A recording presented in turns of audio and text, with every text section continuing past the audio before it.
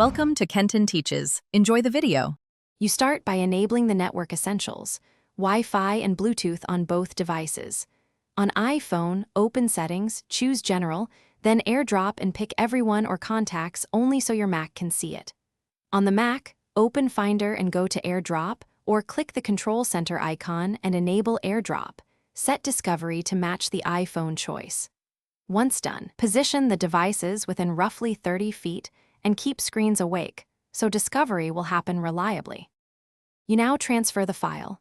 In Finder, locate the item, then open the AirDrop pane to see nearby devices.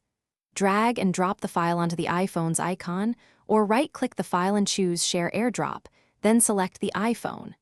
The Mac encrypts the transfer and negotiates a peer connection over Bluetooth and Wi-Fi. On the iPhone, a prompt appears with a preview.